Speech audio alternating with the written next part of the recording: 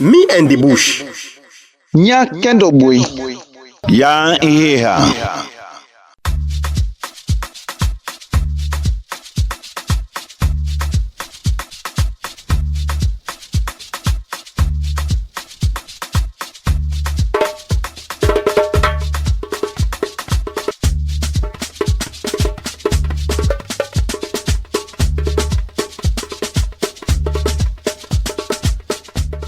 Fambul ado, kushe and kabo.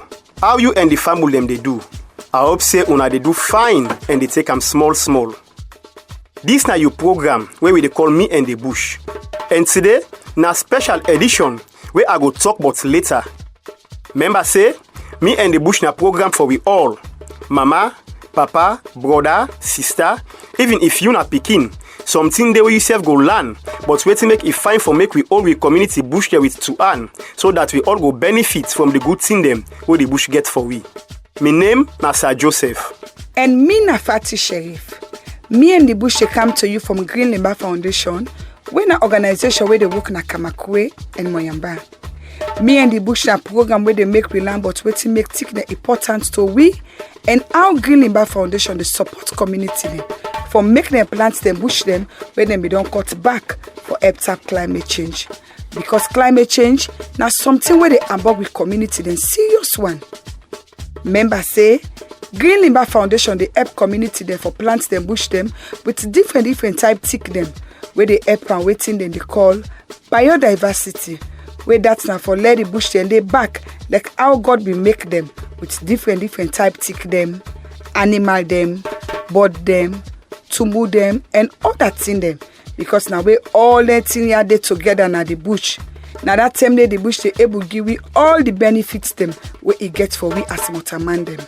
Yes, and as we don't land say, for planting community bush them back, not a small land in Nido, bad sote the community for able give about 5 hectare land for make the new bush go come out fine, and we go learn more about that inside the program. If you get any question about what we talk about inside the program, or you say something, we go help for tap climate change. You can send text, WhatsApp message, or voice note to 088 04 33 92. The number again is 088 04 33 92.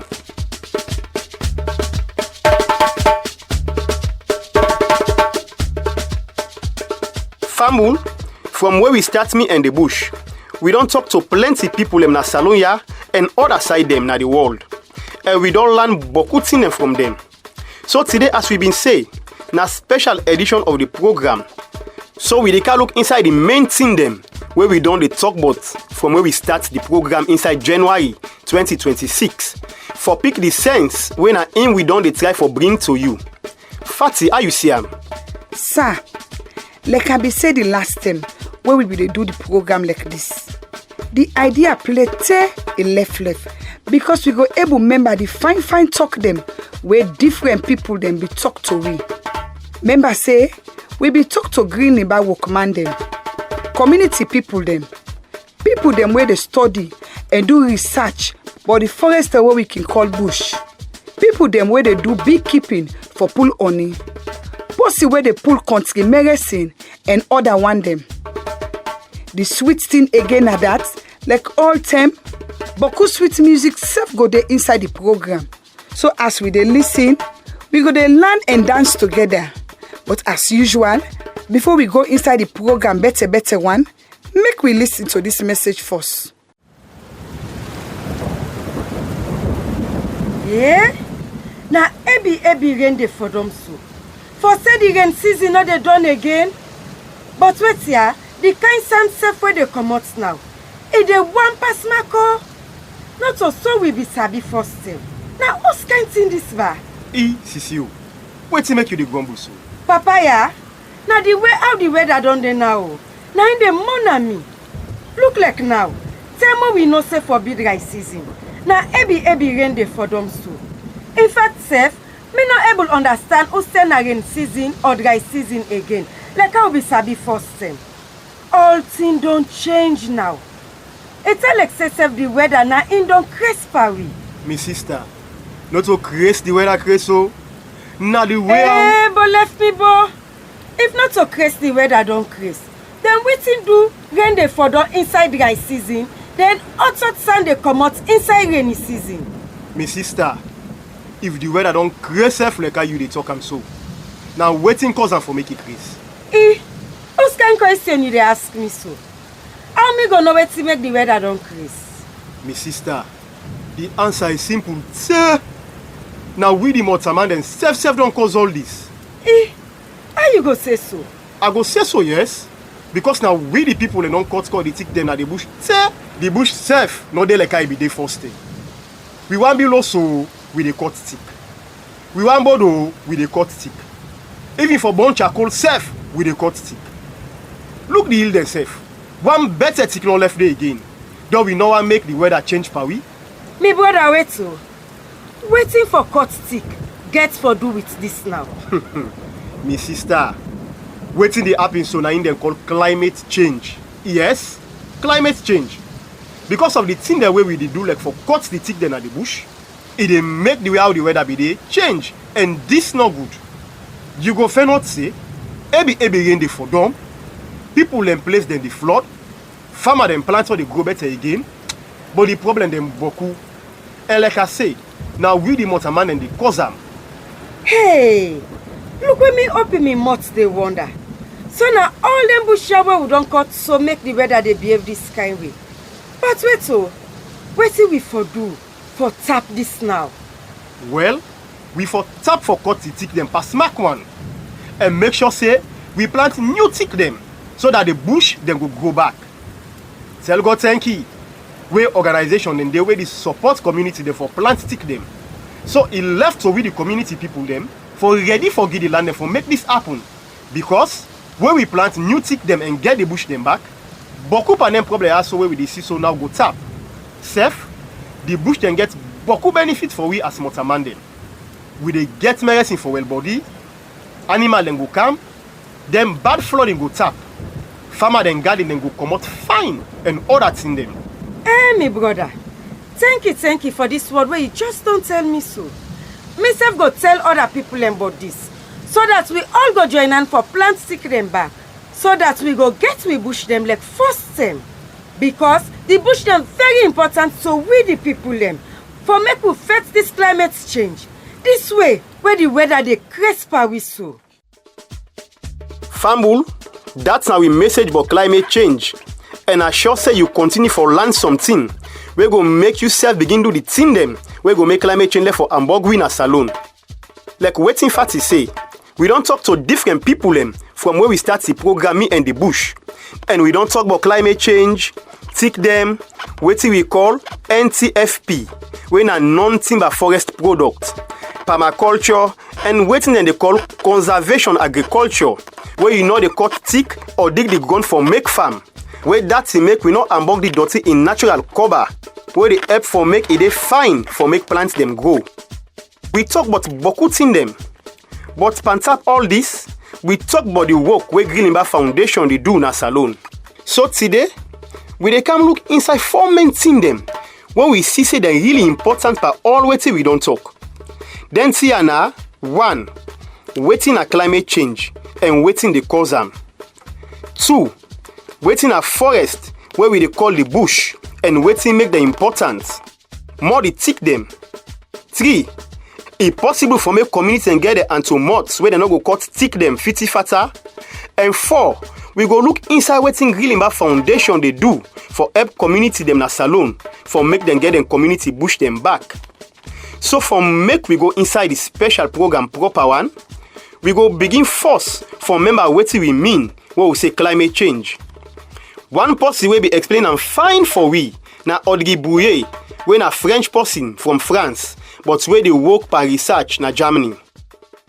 That's a very good question, actually. Even among the climate scientist community, there have been some debates about how. This is a very good question, because even among the scientists them, where they study about climate change, boku arguments don't they about what we mean. The word climate change only means say Some change don dey happen with the climate since wey Papa God make the world, and the climate don always dey change. That one day not a new thing, because na something wey we don dey study. So when you say climate change, e no really dey say anything. But this one wey we dey talk about now, na the one wey dey happen because of things dem wey mortal man dem dey do.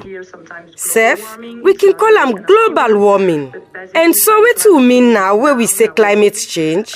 Na that we dey see say serious shifts don dey pan the climate. But when na thing dem wey mortal man dey do, dey cause am. And then tia wey mortal man dem dey do, na thing dem wey dey happen from wetin dem dey call industrial revolution. Outside we begin experience wetin dem dey call greenhouse gas, where they make the climate stay warm. Then because of this, we begin to see how it impact other side them na the world. So now this we mean now, where we dey talk about climate change. That's what we mean by climate change.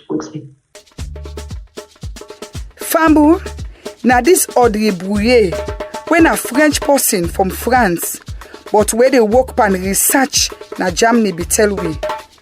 And it be say, from where Motaman dey na the world, climate change don dey happen natural one. Where that's na the way our Papa God will make the world. But tomorrow we dey talk about now, na the one way Audrey say, na human activity. That's not thing dem where we Motaman dem dey do, dey cause them. And some panenting them, yeah, na thing them where we mortal man they do, where they cause wetin them call greenhouse gas, where they happen because of them big industry, where they na then develop country them, where we they call global north. And at this thinking called global warming, where that's not the way how the world the warm now pass will be the first time. But again, where all the be talk say climate change dey happen because of them thing them where we mortal man they do, person go one say, but the industry then they, na developed country then they, outside then they call global north. So how we na West Africa more na Salone connect to that? Well, last Basil, when I the founder, vice chairman and director of administration for Grilimba Foundation be answer to this question better one. There are different problems, different challenges. Let's start with what we call climate change. Now begin first with what they call climate change. This, now outside and they call the global north, now they more this problem here, the common. And Europe, North America, Asia, not to Africa. But self, problem then they, when a Salonia so, now they then come on. We cause them a Salonia. The bush then, we don't cut them down bad one. And they still they happen. From the primary forest, we been covered something like 80 to 85% of the one whole Salone. Now 1%, now no more left. So, it means say, we don't cut thicker than 50 fatter inside the last 10, 20, 30 years. And we still they cut the bush them, past how we they plant them. And the thing the way they cause them, for example, one, mining, where we they export timber. But the main thing the way they cause this, now that people then they cut the thick them for make board and self for produce charcoal. The other problem now that the bush the way they, we know they protect them better. We know they protect the forest the way still there. And as I don't say, now 1% of the primary forest now we still get. And the bush the way they, now the what they call secondary forest. But then we also we then still they safe. Then safe then they under pressure because we know they protect them. We still they cut them. Wealthy forest.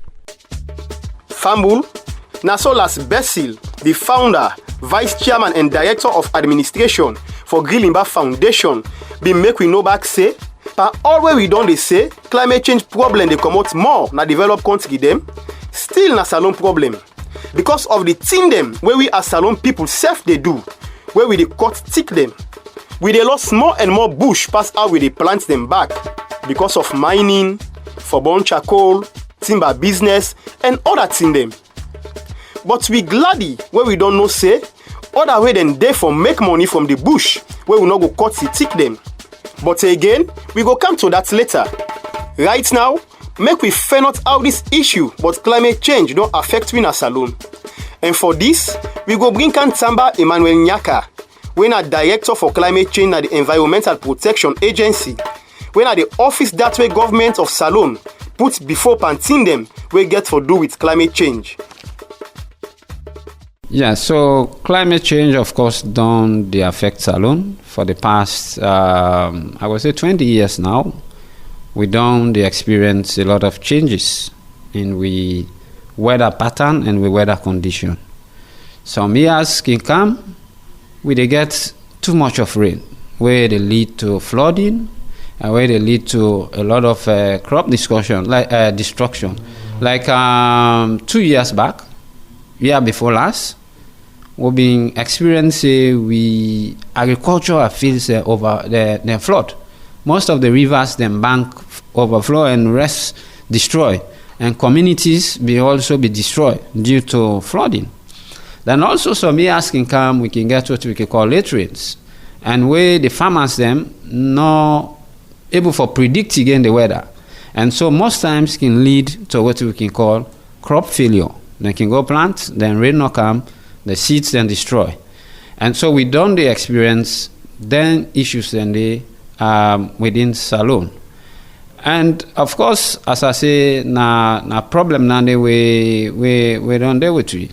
Quite recently, we do a study with IOM where they call it coastal vulnerability for understand the coastal communities them how climate don't impact them. We do that study. There are 2 islands, and we realize the islands then they disappear by as the year they go by. Like Plantain Island, for instance, when I be in one community, the land don't divide into 3 phases. One part they sow, one part don't destroy, then the other one they.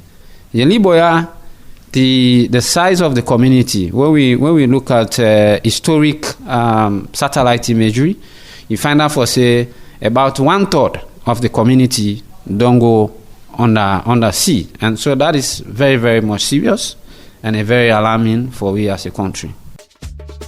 Fambul from Wetin Tambanyaka, where they work for the Environmental Protection Agency, be tell we. It clear say this climate change business na serious business. Where are they listen to am? Are they feel so bad? Because today, beaucoup people not don't take this climate change problem serious. But here the different way how it don't affect we na Salone. Fambul, na so we want for continue.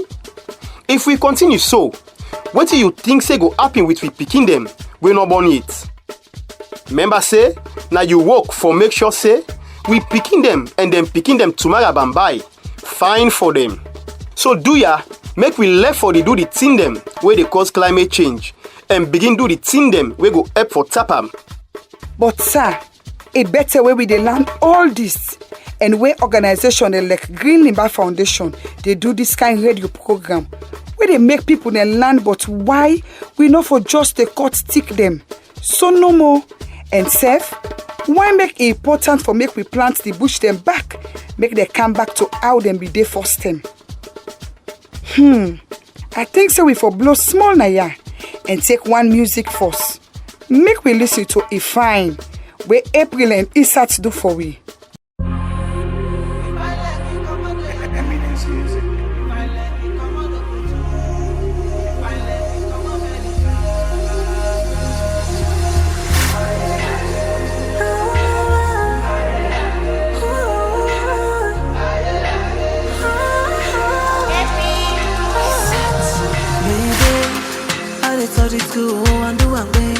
I said to God, say I'm not mean, I'm not afraid.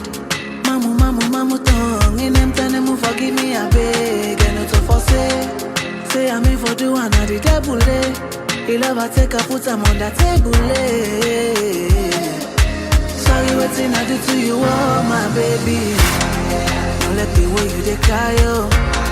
This time I go left for lie, oh. Me, I know they gonna say, oh. Baby, take my hand, they go fly, oh. I don't begin talk to ya, yo. Now we no more, I dey shy, yo. Now for you no more, I dey try, yo. Baby, can't see, don't make us see what it is. If I like it, come on to London. If I like it, come on to Porto. If I like it, come America. my baba fine. If I like it, come on, do yanda. If I like it, come on, do boto. If I like it, come on, America. Whatever, but them turn out and you're more. The kind of love you show me, I know more. And they will go. See how we deal with you when you no get no paper.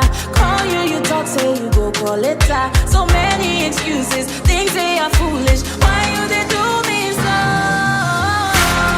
You let the way you they cry, yo. This time I go left for lie, yo. Me, I know they gonna sigh, yo. Baby, take my hand, make you fly, yo. Why you dey lie? But oh, I try. So right now, slowly raise the ground. She was if I like it, come on to London. If I like it, come on to. That's not be a fine where April and Easter to do for we. A fine like a Komodo London. A fine like a Komodo Poto. Oh yeah. I wish na so one day we go to sing say we bush them fine and we go to get all the benefits where the bush gets. That one day go find say left. But that go only happen where we as people agree say climate change day and it dey ambog we. Where we left for cut stick them fitty fatter and where we plant the bush them back like how them be day. In fact, as we don't talk about the bush so, it go fine for make we remember fambul.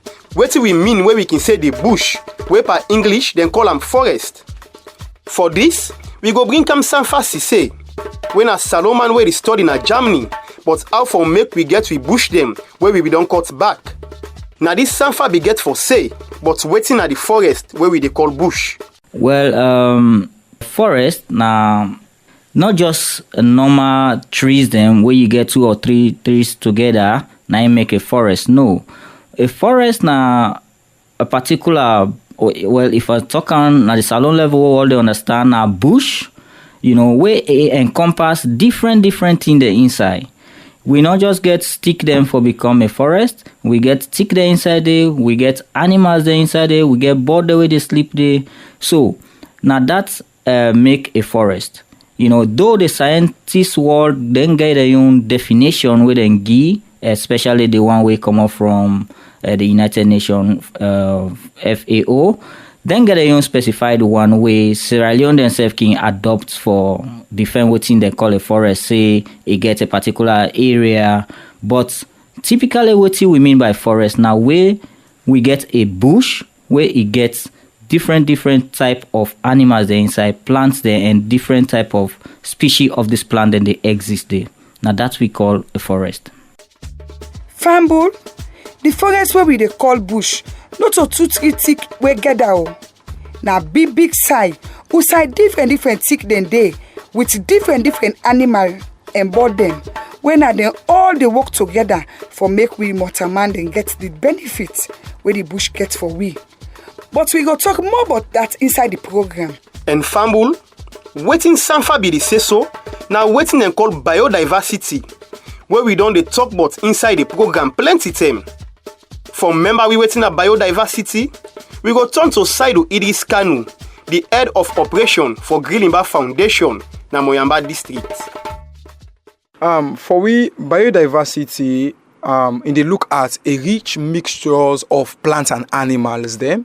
And for we all the plants with community forest, we not only they look at and in plants per se, we also they think about in the next 5-10 years where different animals that they come there, that's going to make a rich biodiversity.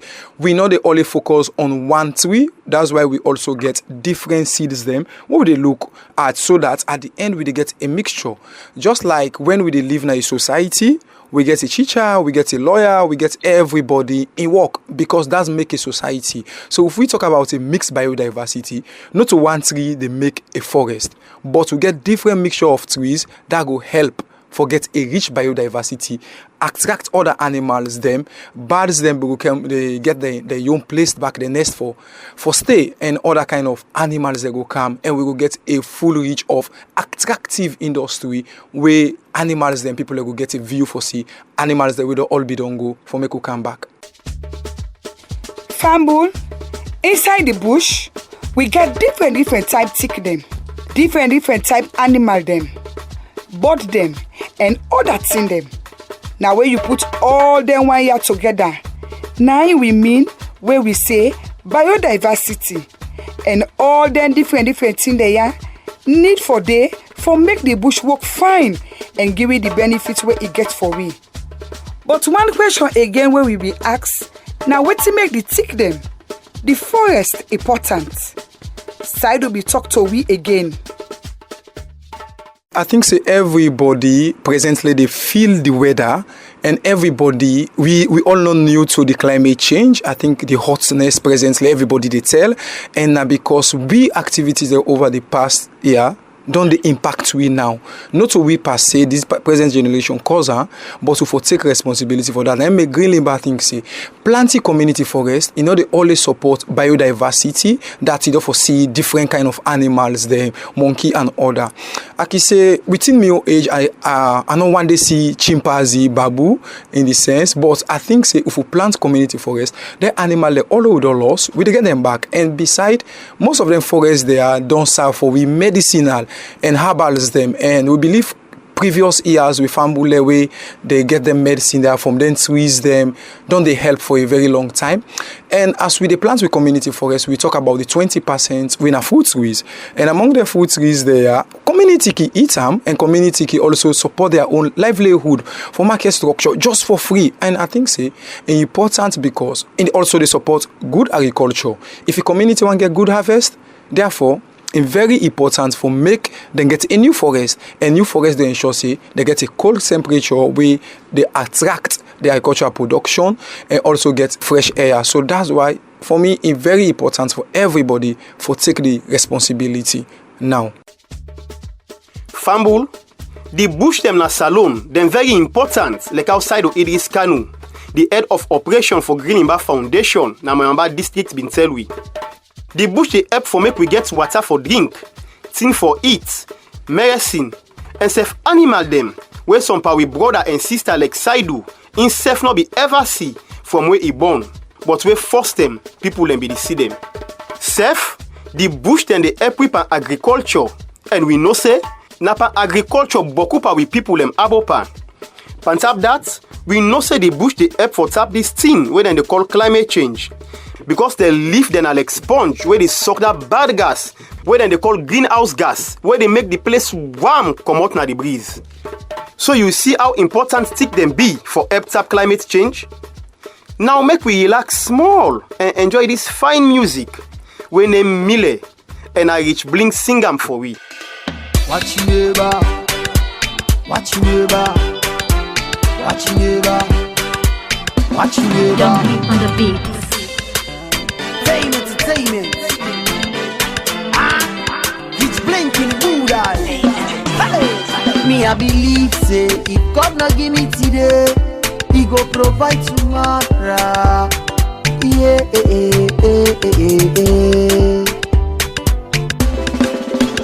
So not they look me one kind because He God be not the lie.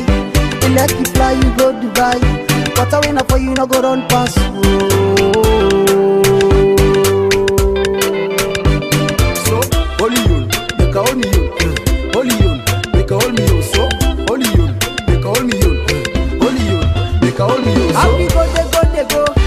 So they come.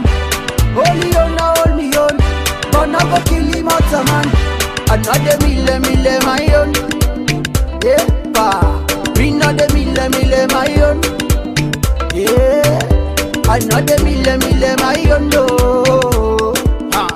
bring another mille my own. No, thank God when me fought well. Hey. And I thank God cause I content. If you hate it don't make sense. Mr. H. Martin could you conscience. Watch you neighbor, bad eye. Watch you neighbor, never go see you die. Watch you neighbor, bad eye. Watch you neighbor, never go see you die. Holy you, make a hold me you. Holy you, make a hold me you. So, holy you, make a hold me you. Holy you, make a hold me you. How we go, they go. Now so they come.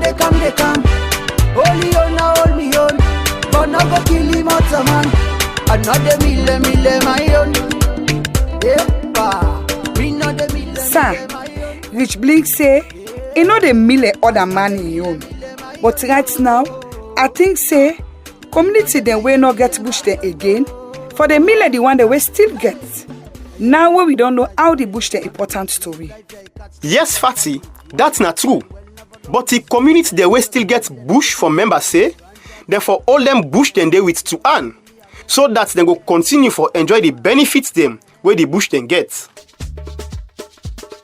The program na me and the bush where they come to you from Grilimba Foundation. When an organization where they work na Kaine and Moyamba. This program they make we learn but waiting make tick the importance to we and how Grilimba Foundation they support community them for make them plant the bush them where them be don't cut back for help tap climate change. Today, na special program where they look inside the main thing them where we don't they talk about inside the program. Where that's now how we for plant community bush them back for help tap climate change because boku benefits the inside this. Members say if you get any question but wait till we talk about inside the program or if you say something we go help for tap climate change, you can send text, WhatsApp message or voice note. So 088 04 33 92. The number again are 088 04 33 92. Famble. Now we don't know say the bush the importance to we for different things them and for help tap climate change. What the community then can do for make people then tap for cut stick 50 fatter.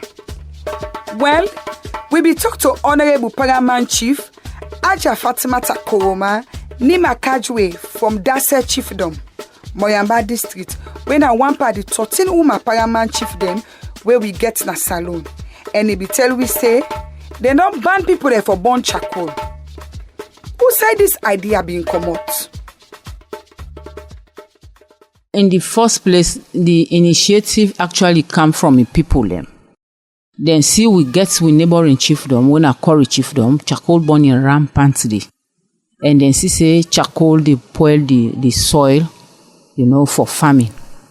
And then one day they inherit that from the people where the war bring from Liberia. That na been their main preoccupation. Well, now that them they get money from the burn charcoal, and the burn charcoal they sell. So when the war done, then don't go back. The people and don't left now with that for burn charcoal. Now that na the economic activity where they do for get money. So me people in Siam say, well, that's no good because you go now na Kori Chiefdom. Most of they see forest now. Then grassland now they now plenty. So me people then see that we'll get one chiefdom meeting. Now and then one of the section chiefs, he put in hand up. He say, Madam, I get one observation. Wow, I make one concern. Now I say, now waiting. He say, law will not allow charcoal burning now with chiefdom because Kori Chiefdom, their own bush don't done. Now so grass now you they see. So if we allow that now, we say if bush go down, we not go get proper side for make we farm. So there and then, I ask the other chiefs them, they all agree. They agree unanimously, say, well, we not want charcoal burning. So we make as bylaw, where we put fine to that. So that was how it came about. Famble, from waiting Honorable Paramount Chief, Aja Fatmata Koroma Nima Kajwe, from Dase Chiefdom, Moyamba District, they say, it look like people and don't begin for understand, but the thing the way they ambog with climate too. Because for years say na people and come up with the idea say, for tap for burn charcoal. This must be because they know say for burn charcoal they help for cause climate change. Members say we be don't say, this climate change business na serious business so where they ambog with life them. But sir, for put ban make people they not burn charcoal again. It's fine. But somebody go say, me na pa charcoal or both business are abopa, forget me living. So if I not cut stick, how I go survive? Well, Famble, inside me and the bush, we be land say, other way than they for make money, where you not go cut stick them. Like for plant fruit stick them, where you can sell the fruits them. for do beekeeping where you can sell honey and get money and other thing them. Now, make we hear it from Chief Sori Kago, where they na Karine, and Sylvester Farmer, where they na Moyamba, where they all two na people that we don't get training for men honey, where we can call beekeeping. Now this time be tell me about the benefit for men honey. After we go down, make the beehive and the honey bee then they don't come inside. Then the harvesting where you will set and if you hang them inside 1 week, then come inside, now just 3 months. Inside 3 months, they don't do all the process where you for harvest them. That's a way for make money. Even like the program the way they can then project the way they can if they lay hand under for try for empower this system. Now system where they make the farmer themselves will get a relief because when they understand this knowledge, that will able help them for able to take care of themselves. Like I would remember this campaign where they've been going on this Cambia under agriculture launching. 1 green single gallon of honey be they sell 800 leon per gallon inside Cambia district. This past launching where we go under the agriculture sector. Then it's good for do business with because I saw everybody if you able get like 40 boxes, you able install them by different areas. Inside the 40, if 30 gets this big keep, believe it me, you are making money at the end of the day. You are making big money at the end of the day. Because mind you, if you able flop one, the box able flop, that they give one container. If you ain't 30, you get 25 with honey, you harvest them. It means you get that 25 butter. Each one butter they give 5 gallon honey, multiply by 25, it's money. Sure, because honey, nothing we get money. Now money, I can call honey money. So it's a quiet investment though. Honey a quiet investment, and I prefer before go make shop, buy biscuit, buy other things, then put on there. It's a whole ethic job. La do me be farming. It's a quiet investment. I know me time where they harvest. I know me time where they invest me hives. And so if you don't invest your hive, you don't get the swarming. You can go about other business. Why is your honey in the process for you? So it's a quiet investment. For the previous time, the way the honey business not be done, make some name inside Sierra Leone and Africa, people not be they get enough money for it because one, the standard of processing not been there, and then if you want to get huge money, like when you export your honey, you get huge money. You understand? So with this scientific method now, don't help you so greatly that we can able process to that standard, we for bring money. We will export them. But with the help of the medicinal value where the honey gets now, this BNTM, and people they don't realize, say, instead of drinking tea with sugar, we will lead you to diabetes and other stuff, use your honey. Honey don't begin value to even the least average man that, okay, this, go give me this instead of this. So it gives money. It really gives money where you go at least address other factors, other things there. Even the farmer, minus the business where they do when I sell, himself be able for manage the honey within family because that's also the help for the well-body business.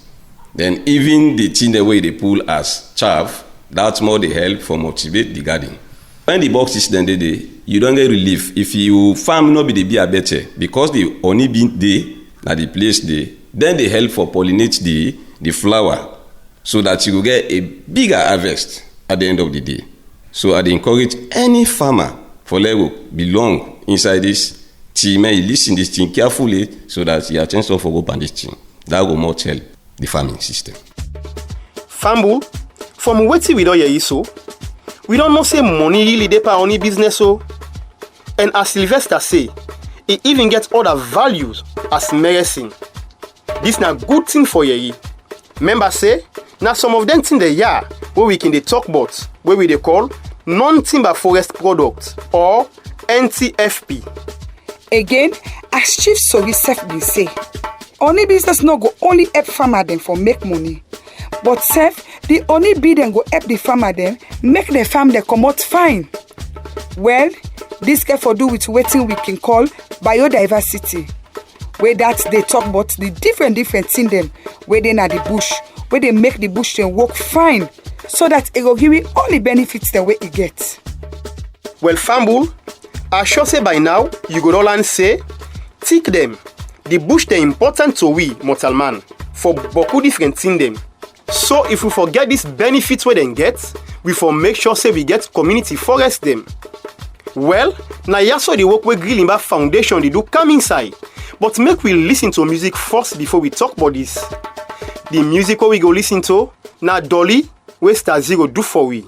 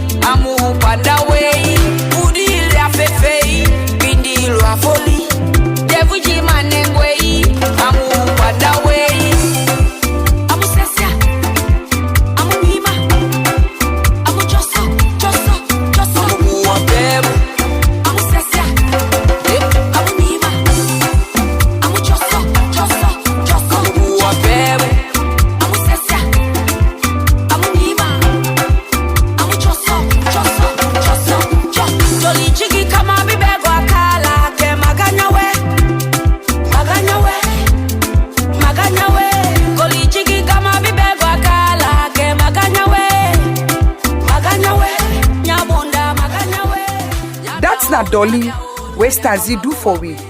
And I hope say you don't shake body small. Fambul, before the music, Sabi talk about how the work where Grilimba Foundation they do connect to all wetin we don't hear inside the program. So make we first find out wetin do Grilimba Foundation be decide for come work na salon. We go listen to wetin Auntie Marion, where they work for Grilimba Foundation, and where writes the book Fatu and the Magic Tree been say. We are in Sierra Leone and planting rainforest. We then a salon and we dey plant bush them where they bring rain because we believe Tranga once say this important for salon.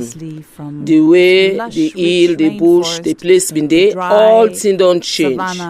First time na been green bush you dey see, but now na dry grass that you dey see where they make farmers they know they get good harvest them, and now all this they make the bush then they disappear. For where I done the can salon for 9 years now, I don't see all this they happen. I don't see how the farmer them and the people then they struggle for make them get good harvest. And we look all that one day, it just means say, let we come help for make the people then get them bush them back. Rainforest. Fambul, you self don't hear wetin make Grilimba Foundation then dey na salon.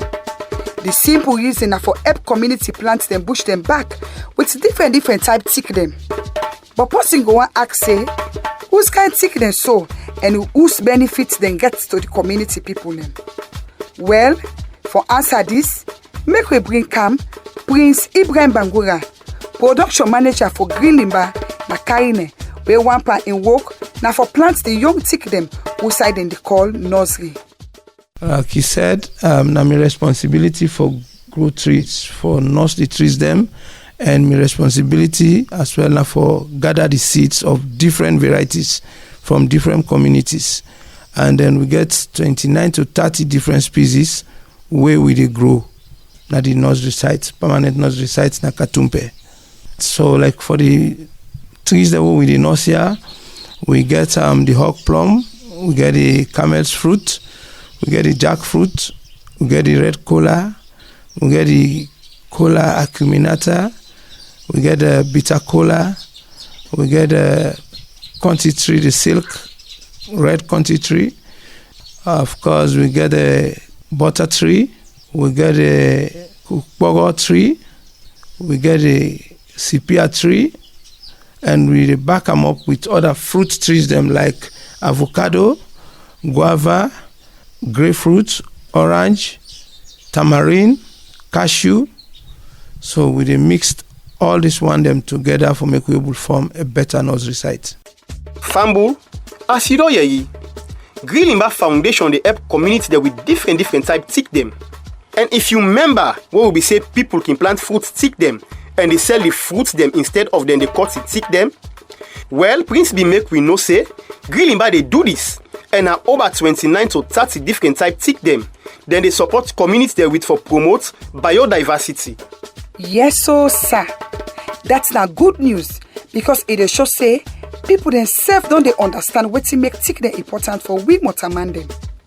Plenty thank you to Prince Ibrahim Bangura, production manager for Green Limba, the Central Nursery, who side then they mend the young tick them na carrying. Fambu, inside Moyamba, we be talk to Bawo Sila, the chief administrator for the Moyamba District Council, and he be tell we say in a one possible way they support the work where Green Limba Foundation they do from where he meet with them na Kayene district. Well, I support the Green Limba because Green Limba, we all know, Kamakwe is one of the hardest hit area for deforestation, timber logging, all of those. So people don't become a norm. Now the people and say every tree they get for cut and down. So me seeing Green Limba way day for afforestate the district.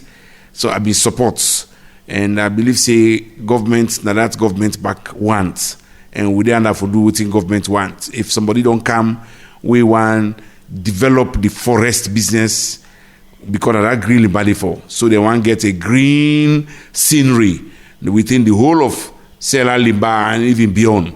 And we have been get interest, we make sure say yes, we support because now trees they plant, then they make sure say the trees them in future maybe turn business for the people them.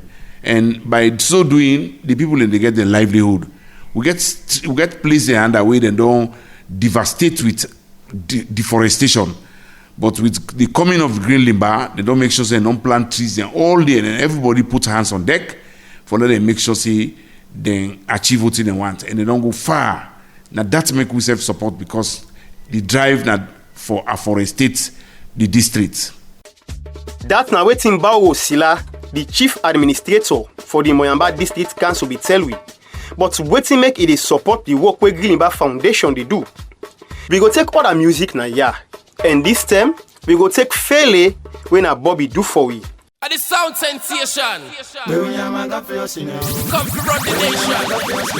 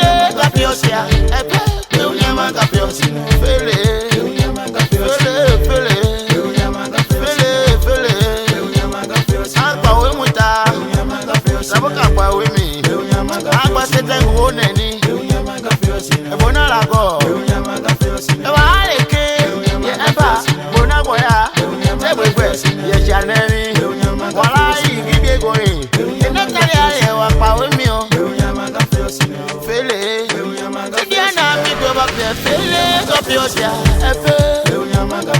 Fele. Paul Moai. When now we are there. Kapiri Buya. Una boy, I wanna way. Single Moreleke. Say, we are Cacho. You go, Mamma, by Pina Marie, Camille Gangama. Wait, we are Camilo. Let me call Naya Gambia. When I buy you, Napa Malay, Peblina.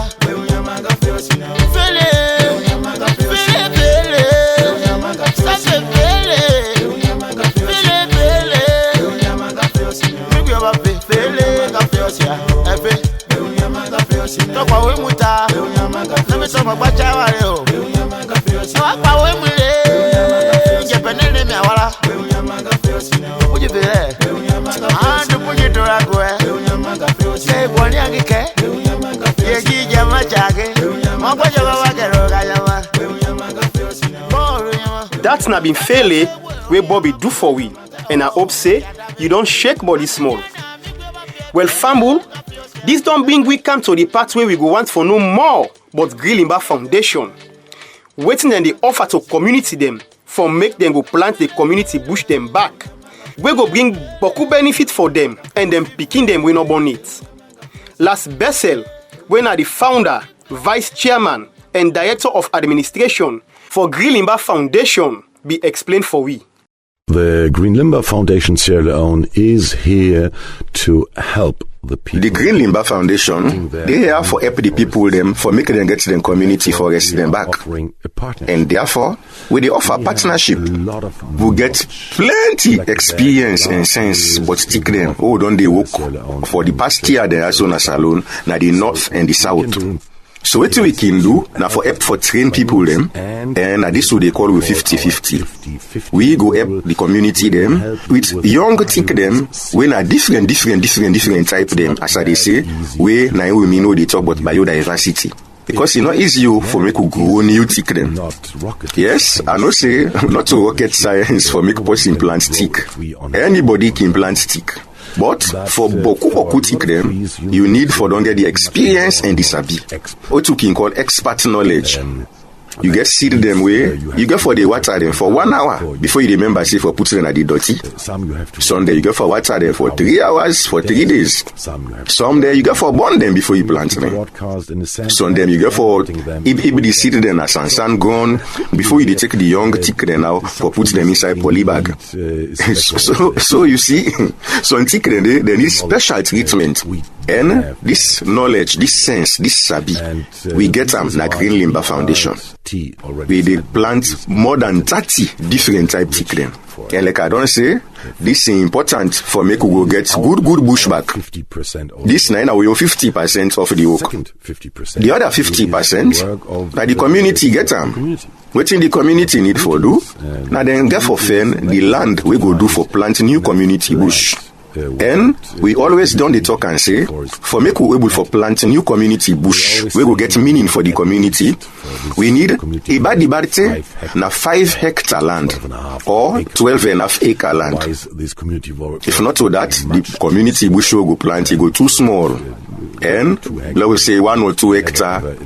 Then they not go attract waiting for Canada bush, like them wild animal them, for example.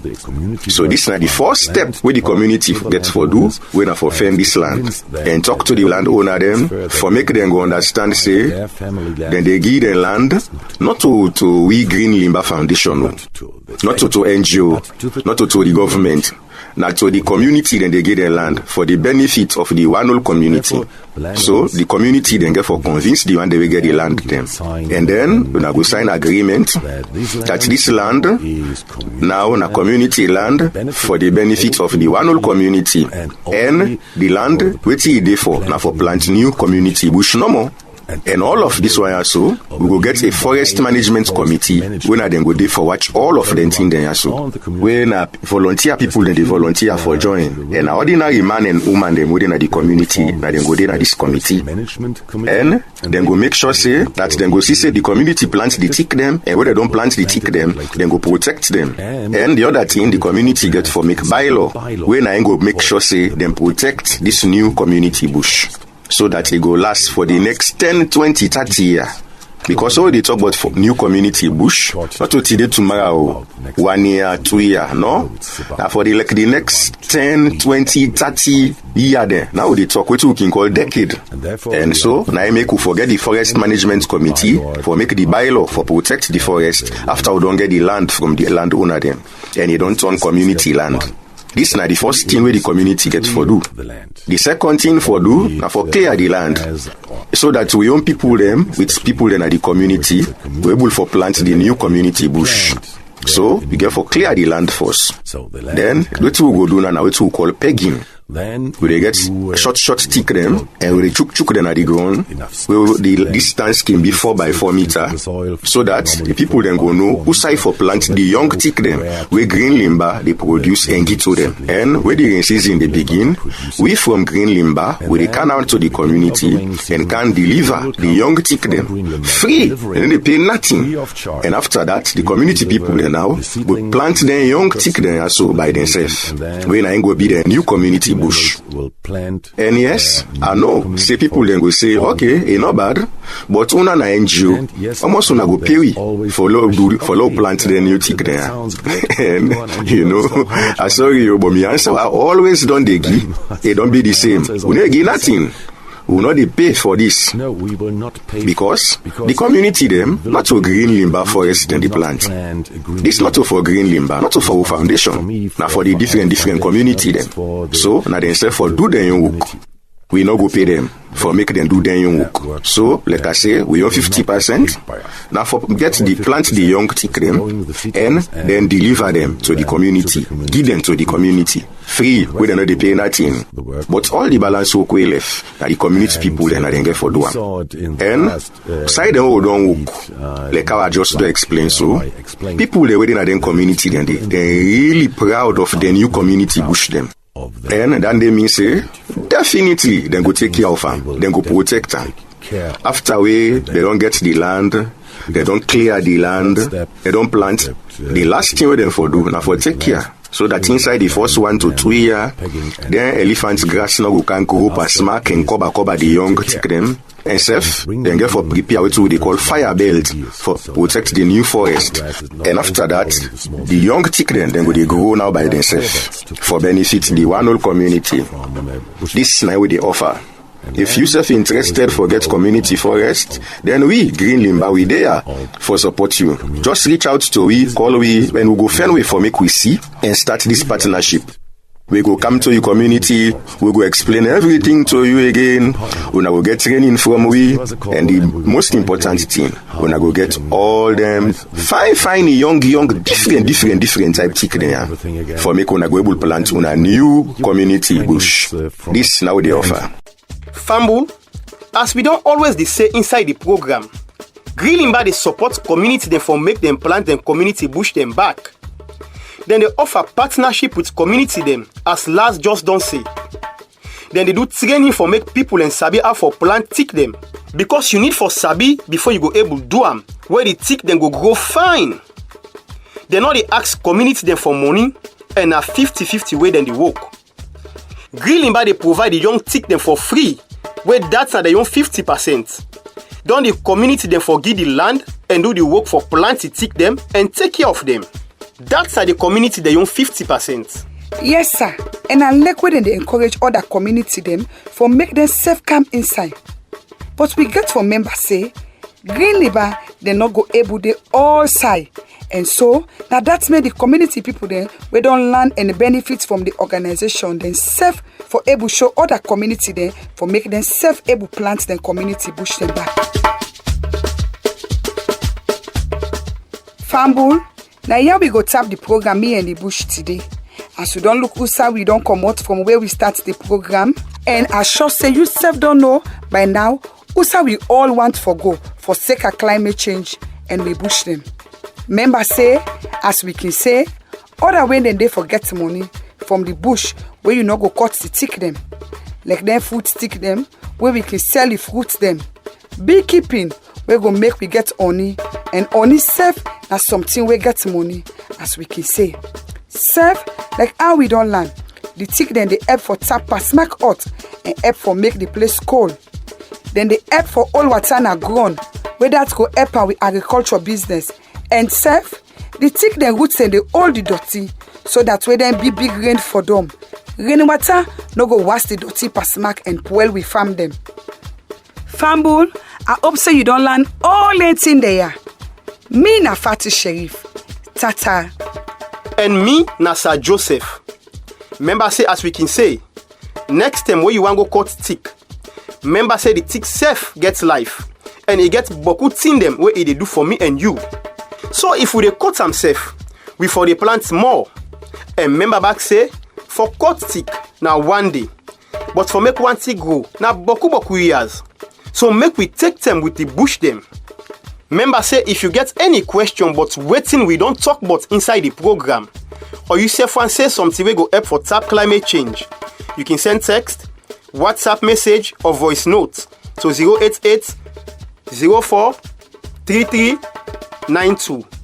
The number again are 088 04 33 92. Tata. Me and the Bush come to you from Green Limber Foundation with funding support from Bingo.